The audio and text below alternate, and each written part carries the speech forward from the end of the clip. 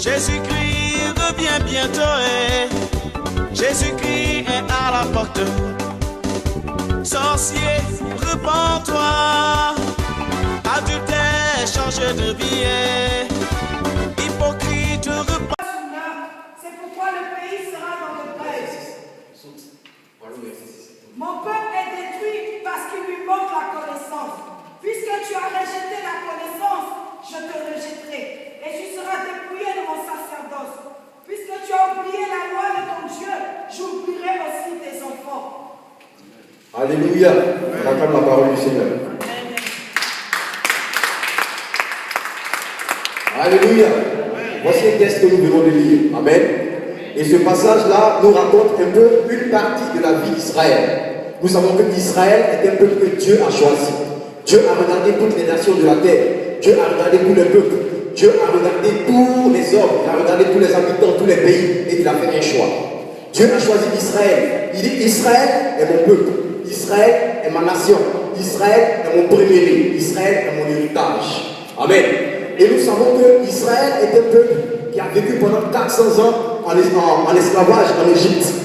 Donc pendant 400 ans, ils ont souffert sur le poids du Pharaon. Ils ont été maltraités, ils ont été malmenés, ils ont été torturés. Et quand le temps de Dieu est arrivé, le Seigneur a amené son serviteur, le prophète Moïse, pour annoncer la nouvelle au peuple. Comme quoi, Dieu avait décidé de délivrer son peuple. Alléluia. Donc Dieu décide de délivrer son peuple. Il envoie le serviteur Moïse. Et Moïse part apporter la nouvelle. Nous savons comment est-ce que Dieu a délivré le peuple d'Israël par des miracles, par des prodiges. Il a manifesté sa gloire. Il a fondu la mer rouge. Nous savons tout ce que le Seigneur a fait afin de délivrer son peuple. Alléluia. Mais nous nous rendons compte, quand on analyse l'histoire, on voit que Israël n'est pas sorti de façon fortuite. Il n'est pas sorti à vite. Même quand on compte les biens matériels qu'ils ont reçus, les assiettes, l'or qu'ils ont reçu, à côté de tout cela, Dieu a donné deux choses à Israël. Dieu a remis deux choses à Israël. Et ça sera là en fait le thème de mon message, comme il est dit. Les fondements de la foi. Alléluia. C'est vrai que le texte parle de la connaissance. Mais la connaissance, en fait, c'est un arbre qui a deux bras, qui a une tête et qui a deux pieds. Amen. Donc les deux fondements vont constituer un peu les deux pieds de la connaissance. Amen. Le Seigneur parle à Israël. Il dit, je vais vous amener quelque part. Il donne d'abord une promesse à Israël. Il dit, vous allez aller dans le pays où le lait et le miel. Ce pays-là s'appelle Canaan. Moi, l'Éternel, je serai devant vous et je vais vous précéder de sorte que vous entriez dans ce pays-là. Quel que soit ce qui va arriver, je serai avec vous jusqu'à ce que vous atteigniez votre destinée. Alléluia. Donc le Seigneur leur donne la promesse. Il leur donne une prophétie. Il leur donne une image de ce qu'il veut faire avec eux. Mais à côté de cela, Dieu donne autre chose. Il donne sa parole. Il donne sa loi. Après la promesse, quand on lit le livre d'Exode, le chapitre 20, on se rend compte que le Seigneur a donné sa loi à Moïse. La même personne à qui il a confié la promesse, la même personne à qui il a confié la prophétie, il lui a remis la parole, il lui a remis la loi pour lui donner au peuple. Parce que la marche avec Dieu, en fait, c'est un peu comme un contrat. Un contrat qui a deux côtés, comme tout autre contrat, même les contrats humains. On a des droits et on a des devoirs. Donc le devoir de Dieu, c'était la promesse, d'accomplir la promesse, d'amener le peuple dans sa destinée. Mais la part du peuple, c'était de marcher selon les préceptes de Dieu. C'était de marcher selon ses ordonnances. Et quand on étudie l'histoire d'Israël, on se rend compte que c'est vrai, ça s'est passé comme ça. Israël a marché avec cette parole. Mais à plusieurs reprises, Israël a transgressé ses lois. Et chaque fois que Israël transgressait ses lois, Dieu retirait sa main, de sorte qu'il soit livré aux ennemis. On a entendu parler de beaucoup de choses qui sont arrivées dans la vie d'Israël à cause du péché. On a entendu parler des serpents d'airain, on a entendu parler de la terre qui s'était séparée. Et beaucoup de personnes sont descendues là-dedans. On a entendu parler de beaucoup de choses, en bref. Mais quand on analyse, on se rend compte qu'à chaque fois que le peuple transgressait la loi, il y avait un châtiment, il y avait un problème. Et la vie d'Israël est partie de transgression en transgression, de repentance en repentance, de rébellion en rébellion, jusqu'à ce qu'on arrive à ce niveau-là, jusqu'à ce qu'on arrive au temps de Moïse. Alléluia. Donc, le peuple est reparti encore dans la rébellion. Et cette fois-ci, le peuple a fait pire. Le peuple est parti de l'idolâtrie. Une chose que le Seigneur est. Parce que l'idolâtrie, c'est prendre un autre pour Dieu. C'est prendre celui-là qui n'est pas Dieu et le faire Dieu. C'est-à-dire que tu le remplaces par Dieu. Le Seigneur ne peut pas accepter ces choses. Alléluia. Et donc le Seigneur donne l'information à son serviteur Osée. Il dit à Osée, va, parle au peuple. Dis-leur, écoutez la parole de l'Éternel, car l'Éternel a un procès avec vous. C'est-à-dire le Seigneur porte plainte contre son peuple devant son propre tribunal. Le Seigneur porte plainte contre son peuple. Il dit, j'ai un procès avec vous le peuple. Pourquoi? Parce que le peuple n'a pas pu respecter la loi de Dieu. Souvent, quand on écoute la loi de Dieu, quand on écoute la parole de Dieu, on a l'impression que le Seigneur veut nous faire du mal. Ça n'a rien à voir. Le Seigneur nous donne sa parole à cause de la promesse qu'il nous donne. Parce qu'en fait, la parole est ce que nous conforme en fait, à la promesse. C'est un peu comme un potier. C'est-à-dire Dieu te donne une promesse. Et en fonction de ta vie, il te regarde. Il envoie une parole. Et cette parole-là, elle a à charge, elle a pour responsabilité de te tailler à la forme de la promesse que tu as reçue. C'est-à-dire, tant que cette parole n'arrive pas à faire véritablement son travail dans ta vie, tant que tu ne te laisses pas tailler, tu ne te laisses pas façonner par la parole de Dieu, la promesse qui est liée à cette parole ne pourra jamais s'accomplir dans ta vie.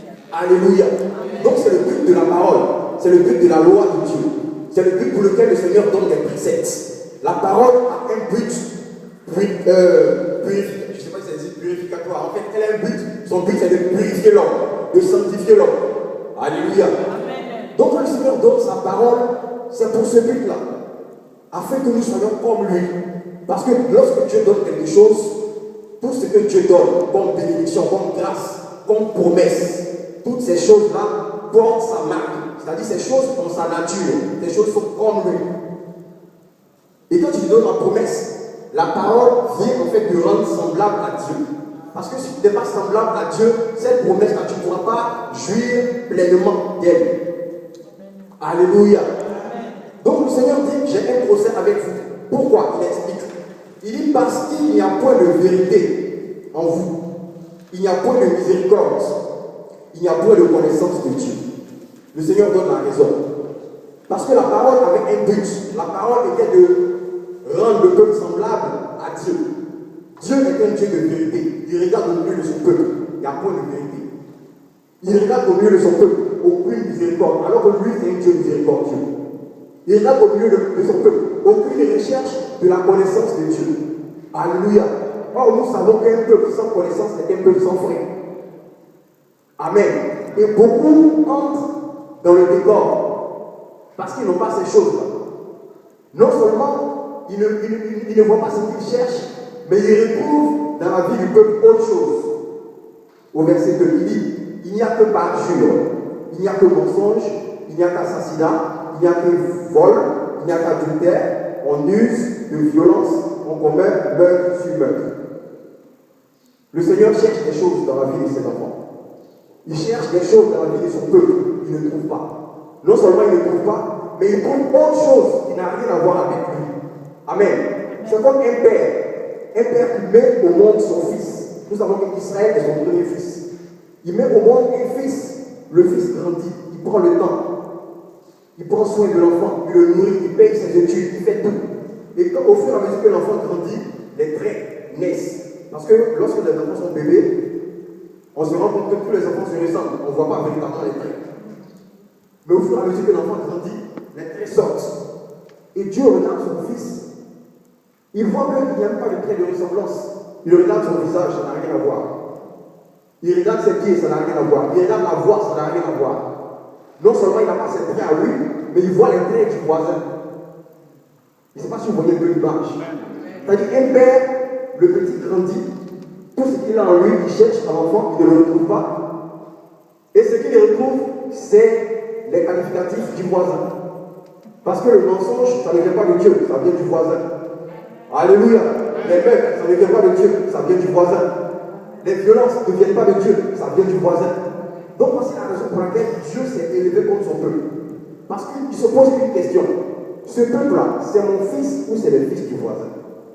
Or, nous savons que le peuple se réclame jusqu'aujourd'hui le seul peuple de Dieu. C'était la marque de Dieu. Tous les hommes de la terre ont la même morphologie, on a tous la même tête, les bras et tout, mais la seule différence, c'est que Israël avait la marque de Dieu sur lui. Amen. Donc le Seigneur s'élève en procès contre Dieu, en procès contre son peuple. Il dit, j'ai un procès contre vous. Aujourd'hui, il va y ait un jugement et vous allez recevoir ce châtiment.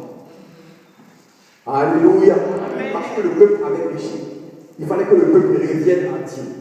Mais ce que j'aime, c'est que le Seigneur, qui était celui-là qui gardait, vous savez, lorsque tu as des problèmes avec un homme, tu peux être en justice avec un être humain.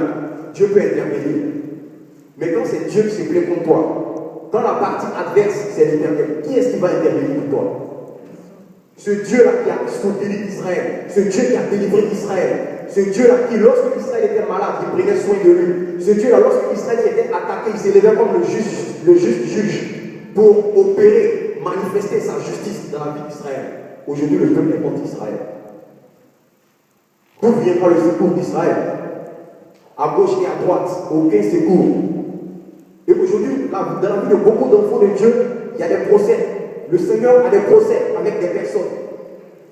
Ils rencontrent des blocages dans leur vie. Ils voient des portes qui sont fermées. Ils voient des opportunités. Ils étaient prêts à saisir. Et la chose disparaît. Ce n'est pas forcément des choses venant de l'ennemi. Ce n'est pas forcément des choses qui viennent de la sorcellerie. Parce que l'Éternel peut s'élever en procès contre son peuple. Alléluia. Il faut que chacun de nous analyse sa vie. La Bible dit que il n'est pas bien, je paraphrase. Il est dangereux de tomber, entre les mains de Dieu redoutable. Parce que quand tu tombes entre ses mains, qui va te délivrer? Dieu s'élève contre beaucoup de personnes. Beaucoup de blocages ne viennent pas de la sorcellerie, ça ne vient pas du maraboutage, ça ne vient pas des vaudous. Mais à cause du fait que la parole de Dieu n'est pas reflétée dans notre vie. C'est ça la différence. Parce que les hommes du monde, comme Marie l'a dit, l'argent, le monde là, le mariage, le monde là, les voitures, le monde là. Qu'est-ce qui fait la différence entre nous et le monde? C'est la marque de la parole dans notre vie. C'est tout. Alléluia. Et donc, un enfant de Dieu, un chrétien qui n'a pas la marque de la parole de Dieu, qui n'a pas la marque de Jésus en lui, il est considéré comme un ennemi. Et du coup, il est sous un procès. Alléluia. Mais ce que j'aime, c'est que notre Dieu est miséricordieux. Notre Seigneur, il est compatissant. C'est vrai qu'il s'est élevé contre le peuple en procès. Il s'est élevé comme un juge, comme un procureur qui accusait son peuple, qui attaquait son peuple. Mais au verset 6, il prend un autre manteau. Il prend le manteau de l'avocat. Il dit en vérité, c'est vrai que je ne suis pas content de vous. Je ne suis pas content de votre comportement. Je ne suis pas content de tout ce que vous faites. Mais ce n'est pas moi qui vous détruis. La destruction vient de quelqu'un d'autre. Et il explique, il est clair à son peuple. Il dit la destruction vient du manque de connaissance. Parce que mon peuple est détruit à cause de l'ignorance. Voici le vrai problème. Ce n'est pas le péché qui tue le peuple. C'est vrai que Dieu n'aime pas le péché, mais il aime le pécheur. Amen. De sorte que quand Dieu a quelque chose à te reprocher, même quand le Seigneur a un procès contre toi, il passe derrière pour te donner la solution. Il a fait avec beaucoup de personnes dans la vie. Donc il faut qu'on comprenne qu'il faille qu'on puisse s'attacher à la connaissance, qu'on puisse s'attacher à la parole de Dieu, qu'on puisse s'attacher aux préceptes, aux lois de Dieu. La différence entre un chrétien victorieux et un chrétien qui reste dans la stagnation, c'est le niveau de connaissance. C'est le niveau de révélation, il n'y a rien d'autre. Il n'y a pas une personne qui a un Saint-Esprit plus grand que l'autre. Il n'y a pas une personne qui a reçu un autre sang. Il n'y a pas un autre sang qui est versé pour qui que ce soit. C'est le même sang qui est versé pour nous tous. C'est le même Jésus qui est allé à la croix pour nous. C'est le même Père que nous avons. Et c'est le même Saint-Esprit que nous avons reçu. Mais pourquoi certains avancent, d'autres reculent, d'autres stagnent? C'est le niveau de révélation. C'est le niveau de connaissance. Quelle est la connaissance que tu as? Tu me dis la connaissance que tu as, je te dirai la position que tu as spirituellement. Amen. Beaucoup meurent à cause du manque de connaissance. Ce n'est pas à cause du péché. Si on analyse par exemple la vie de David, on voit que David a péché. Et lui-même, les trois dimensions de son être a péché. son esprit a péché, son âme a péché, son corps a péché. Alléluia. Les trois dimensions ont péché. La Bible dit qu'il était à son balcon, pendant que les gens étaient en guerre, il prenait du bon temps à son balcon. Et il a vu une femme, il a convoité la femme. Or, le Seigneur nous fait comprendre que la convoitise est un péché en pensée, un péché en esprit. Donc, il a péché. Après cela, il est allé avec la femme, il a commis l'adultère, son corps a péché. Et après cela, puisqu'il était roi, à cause de sa renommée, à cause de sa réputation, il ne pouvait pas se laisser humilier aux yeux de tout le peuple. Donc, il a voulu qu'on tue Uri par orgueil. Son âme a péché. Donc, son esprit, son âme et son corps ont péché. Mais ce qui est exceptionnel, c'est que David n'a pas été détruit. Quelle était la différence? David connaissait son Dieu. David a pris le temps d'analyser comment est-ce qu'il faut marcher avec son Dieu. David savait que son Dieu n'était pas content de lui. Il savait que Dieu avait un procès contre lui. Mais il savait qu'il y avait un chemin appelé la repentance. Et quand il se repentait, il savait que son Dieu allait lui pardonner. Et la Bible nous le dit. Après la repentance de David dans le livre de Psaume, chapitre 51, après sa repentance, le Seigneur l'a restauré, le Seigneur l'a élevé, il a été positionné. Il a même été le seul roi qui a vu son fils régner après lui. C'est-à-dire, un roi, tu finis, il prend la retraite, son fils est là, roi, sous ses yeux. David a été le seul. Pourquoi? Parce qu'il a pris le temps de connaître Dieu. Il a pris le temps de s'attacher à la parole de Dieu. Et c'est pour ça lui-même il dit, je sais ta parole dans mon cœur, afin de ne point pécher contre toi. Il dit, ta parole est une lumière à mes pieds, est une lampe à mes pieds et une lumière sur mon sentier. C'était ça, la force de David. Alléluia. Amen. Le mois dernier, j'ai écouté le témoignage d'un ancien sataniste. Qu'est-ce qu'il a dit? Il dit, de même que l'Éternel donne des commandements à ses enfants, de la même manière, le diable aussi donne des commandements. Et il dit le commandement numéro 1, c'est ce qui attire mon attention. Le commandement numéro 1, c'est d'empêcher les chrétiens de méditer la parole.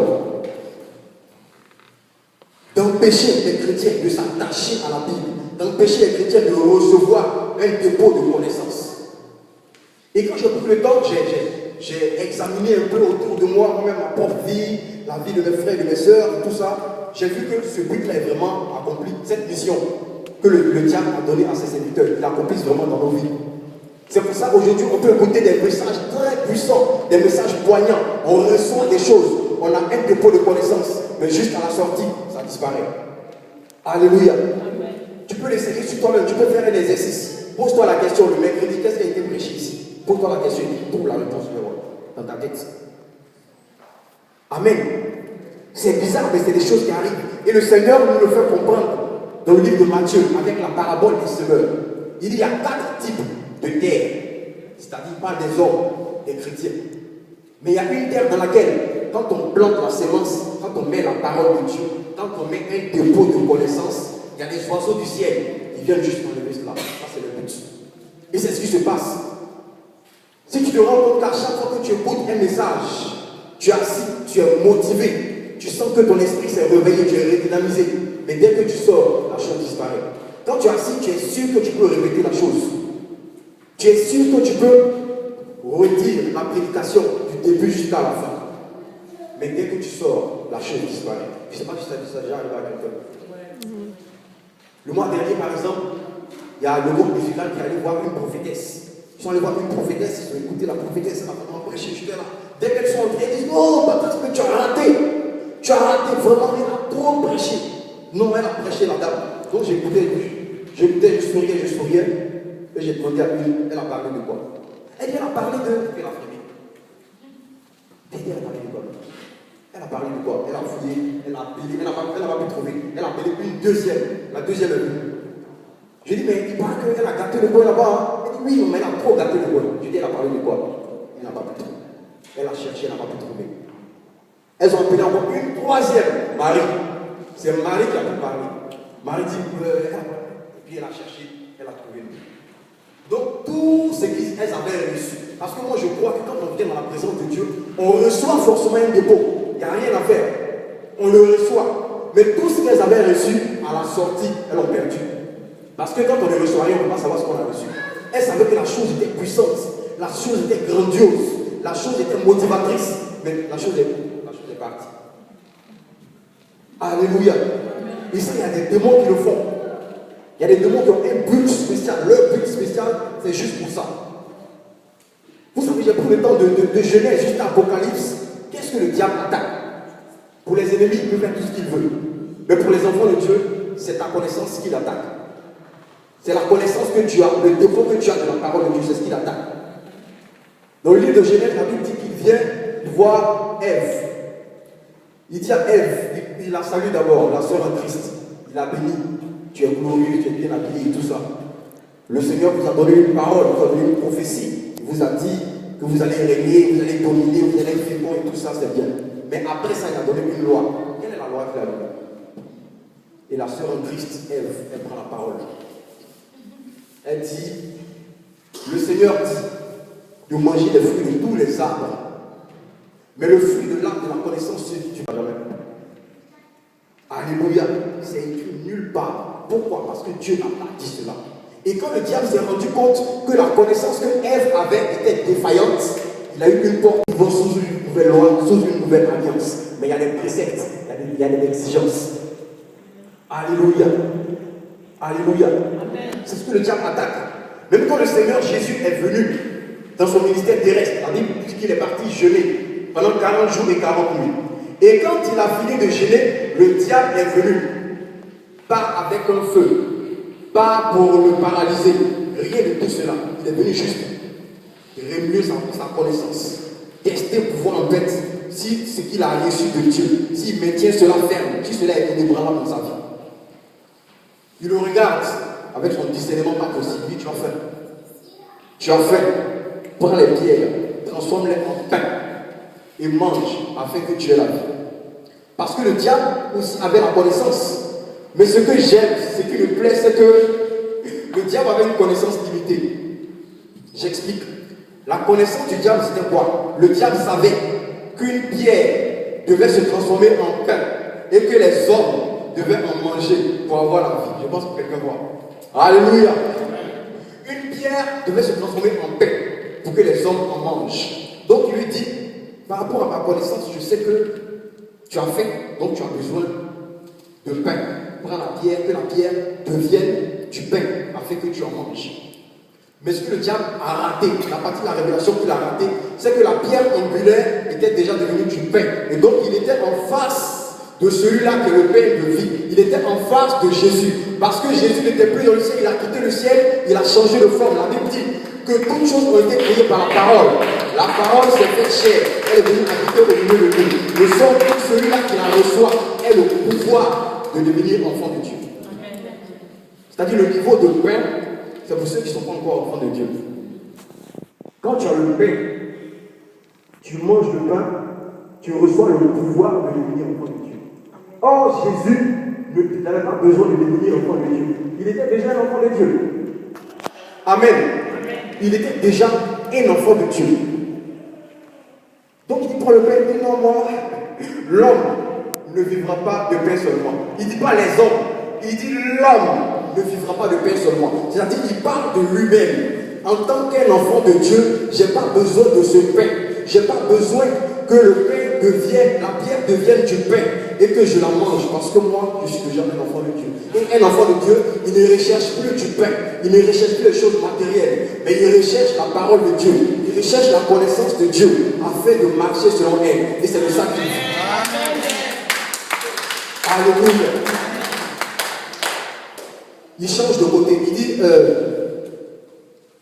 tu vois tous ces royaumes, toutes les richesses. Si tu te prosternes devant moi, si tu m'adores, je vais te donner toutes ces choses. Parce que le diable avait la connaissance. Il savait que dans l'adoration, les hommes reçoivent des choses. Il sait qu'en adorant, on reçoit des choses. Une personne qui n'est pas une adoratrice, si tu n'es pas adoratrice, tu vas avoir des choses éphémères, des miettes, comme Marie l'a dit. Alléluia. Donc le diable savait, il avait cette connaissance. Or, le Seigneur aussi avait une connaissance plus élevée. Alléluia. Il dit de la même manière que tu sais, moi aussi j'ai la connaissance selon laquelle c'est vrai qu'on doit adorer pour recevoir des choses. Mais le seul qui est digne d'être adoré, c'est l'Éternel. Mon Père, je ne t'adorerai pas. Alléluia. Le diable reprend, il dit, laisse-toi tomber. Parce que selon la connaissance que j'ai, selon le psaume, le chapitre 82, on dit que si tu laisses tomber, l'Éternel enverra des anges pour te porter, et sorte que ton pied ne heurte une pierre. Le Seigneur aussi s'appuie sur sa connaissance. Il dit oui, c'est vrai, ce que tu dis, c'est la vérité. Mais en vérité, je n'ai pas le droit de tenter mon Dieu. Et c'est là que le diable s'est retiré. Alléluia. Donc le combat, c'est un combat de connaissance. Ça peut être un combat de puissance, un combat de gloire, un combat de je ne sais pas quel feu. Alléluia. Donc il faut véritablement qu'on puisse s'attacher à la parole. Il faut qu'on puisse s'attacher à la parole. C'est pour ça que je plains ceux qui ne viennent pas pendant les cultes de mercredi et de vendredi. Parce que les dimanches, c'est le temps d'adoration, c'est le temps où on adore, on loue beaucoup et tout ça. On n'a pas vraiment le temps de s'asseoir dans la connaissance. Les vraies choses se passent en semaine. Alléluia. Alléluia. Donc il faut que chacun marche selon cela. Il faut que chacun marche selon cela. Aujourd'hui, beaucoup de personnes sont découragées. Beaucoup de personnes rétrogradent. Beaucoup de personnes sortent des églises. Pourquoi? Parce qu'il leur manque cela. C'est l'ignorance qui tue. Parce que quand tu es assis dans la connaissance de Dieu, quand tu connais ton alliance avec Dieu, tu sais à quoi Dieu t'a appelé. Lorsque le diable te dit par exemple, allons à Washington, parce que là-bas, Obama est là-bas, tu dis non, moi j'ai été appelé à aller à Tana. Parce que le diable peut te présenter d'autres villes aussi, où des choses brillent, où il y a un certain lait, un certain miel apparent qui se manifeste. Mais il faut que tu aies la connaissance de savoir qu'en fait, c'est vrai que c'est un bon pays, c'est un pays beau, mais ce n'est pas ce à quoi Dieu m'a appelé. À quoi est-ce que Dieu t'a appelé? À quoi est-ce que Dieu t'a appelé? Parce que quand tu ne connais pas ta position, quand tu es à une position où tu n'es pas, quand tu es à un autre poste qui n'est pas le tien, tu manques d'efficacité. Il n'y a rien à faire. Tu vas manquer d'efficacité. Il faut que tu saches comment marcher avec ton Dieu. Il faut que tu saches quel comportement tu dois adopter. Il faut que tu comprennes le sacerdoce qui marche avec toi. Alléluia. Et quand tu comprends ces choses, tu arrives à faire les distinctions entre les épreuves et les attaques. Parce que voici les deux choses qui tuent les chrétiens, qui tuent la foi des chrétiens. Les épreuves et les attaques. L'épreuve vient de Dieu. Dieu envoie l'épreuve pour épurer l'homme ou pour parler au cœur de l'homme, pour lui faire comprendre des choses. Mais les attaques viennent du diable. Mais quand on n'est pas assis dans la connaissance, quand on ne sait pas à quoi Dieu nous a appelés, quand on ne sait pas les épreuves qui s'attachent à ton ministère, qu'on ne connaît pas les épreuves qui s'attachent à ta promesse, tu prends des attaques pour des épreuves. Amen. J'imagine des personnes en plein 40 jours, parlant à l'horreur, priant contre les épreuves que Dieu leur a envoyées. Quand on lit le livre de Job, Job 42, verset 3, qu'est-ce que Dieu a dit à Job? Dieu dit, qui est-ce qui obscurcit mes desseins? Job dit, mais je n'ai rien obscurci. Il dit, mais toi, tu es un blocage pour ce que je veux faire dans ta vie. J'ai des grands projets pour toi. Et toi-même, tu es un blocage. Job s'étonne. Job dit, mais je suis un blocage comment? Je ne comprends pas. Il dit, parce que tu parles sans intelligence de mes desseins. Tout ce qui se passe autour de toi, tu parles sans intelligence. Tu parles sans connaissance. Parce que Job se plaignait à cause du fait que le diable avait une autorité sur lui. Mais il n'avait pas la révélation. Il voulait quitter son trône. Il n'a pas manifesté l'autorité. Pourquoi? Parce qu'il savait que ce genre d'attaque, c'était des attaques pour le propulser dans sa gloire. Il avait la connaissance. Alléluia. Il avait la connaissance. La Bible dit que pendant longtemps, Judas volait l'argent de la corbeille. Parce qu'il était le trésorier. Donc, les temps d'offrande, quand on finissait l'offrande, quand on finissait de bénir l'offrande, il prenait les offrandes et il volait dedans à chaque fois. Et on a l'impression que le Seigneur ne voyait pas cela. Cela a duré pendant 3 ans et demi. Où est-ce que les yeux de Dieu étaient? Ce Dieu omniscient, ce Dieu qui voit tout, qui sait tout. Où est-ce que ses yeux étaient? Nous savons que le Seigneur a chassé beaucoup de démons. Il a même chassé des légions de démons. Où est-ce que Dieu était? Le Seigneur voyait. Et il nous donne la réponse dans le livre de Jean, le chapitre 17. Il dit, j'ai prié, j'ai pris mon temps, j'ai prié. Et c'est moi qui vous ai choisi. Mais parmi vous, il y a un démon. Et quand il a dit ça, j'ai cru que c'est maintenant qu'il venait de voir le démon, qu'il allait chasser le démon. Mais non, il ne le chasse pas, il le laisse. Parce qu'il y a des démons qu'on chasse. Et il y a des démons qu'on laisse. Parce qu'il y a des démons qui participent à l'avancement de l'œuvre. Alléluia. Parce que s'il avait chassé Judas, qui allait le livrer? Pour qu'il meure pour toi et moi. On n'allait même pas être ici. Il aurait pu chasser Judas. Esprit de Judas, sort. Judas est parti.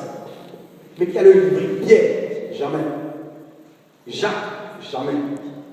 Jean n'allait jamais le livrer. Donc il y a des choses que des enfants de Dieu, de bonnes personnes ne peuvent pas le faire. Il faille que le Seigneur laisse des personnes qui se disent agents du diable. Eux se disent qu'ils viennent te détruire, alors qu'ils sont juste des instruments pour te propulser. Alléluia. Alléluia. Et quand tu n'as pas la connaissance de l'appel de Dieu, quand tu n'as pas la connaissance de ce que Dieu veut faire dans ta vie, tu peux confondre les deux. Tu détectes le démon Judas, tu commences à le chasser, tu commences à le chasser, tu commences à le chasser. Alors que s'il est parti, tu as tout perdu. Alléluia. Notre Dieu est le Dieu de justice. Il sait toutes choses. Ta vie est dans sa main. Tout ce qui t'arrive est contrôlé par lui. Alléluia. Si c'est une attaque qui va te faire comprendre la chose, de sorte que tu manifestes ton autorité et que tu expérimentes la gloire. Amen. Et Samson aussi avait compris la chose. Samson, petit soleil, c'est-à-dire petit Jésus. Alléluia. Samson a compris la chose. La Bible nous dit que Samson de loin, avec la mâchoire d'âme, tuait les Philistins. Ils n'arrivaient pas à s'approcher de lui, il les tuait de loin. Mais comme il avait la connaissance, il a vu un lion. La Bible dit qu'il a vu un lion venir. Le lion rugissait, le lion l'attaquait. Il n'a pas lancé la mâchoire d'âme. Il a laissé que le lion approche. Et quand le lion est venu, dans ma Bible, c'est pas écrit qu'il a tué le lion. La Bible dit qu'il a ouvert la gueule du lion et il a laissé là. Alléluia. Parce qu'il y a des ennemis qu'on tue, il y a des ennemis qu'on chasse, il y a des ennemis qu'on extermine, il y a des ennemis qu'on laisse venir. Pourquoi? Parce que ce sont des porteurs de miel. Alléluia. Alléluia. On ouvre les gueules et on les laisse. C'est ça la parabole de l'ivraie et du blé. Le Seigneur dit non, laissez l'ivraie et le blé. Les ouvriers disent non, il faut qu'on arrache l'ivraie. Parce que ce sont les agents du diable. Ils sont dans l'église, ils nous fatiguent. On attend les enlever, on attend. Non, le Seigneur dit non. On les laisse là. On se dit, mais Samson, il a perdu sa puissance ou quoi? Il a perdu sa force ou quoi? Mais qu'est-ce qui se passe? Pourquoi est-ce que les renards croupillent comme ça dans sa maison? La Bible nous dit, au contact des renards, Samson leur a communiqué le feu. Et ils sont partis dans les plantations, c'est-à-dire dans le lieu d'origine, afin de ravager toutes les choses. Il faut connaître la promesse de Dieu pour ta vie. Parce que dans la Bible, il y a beaucoup de promesses. Il y a beaucoup de prophéties qui ont été libérées. Mais ces prophéties-là, il faut savoir quelles sont celles-là qui te sont destinées à toi personnellement. Et quand tu les connais, tu cherches les lois qui s'attachent à cela. Tu cherches... En toi, ma fête change de vie.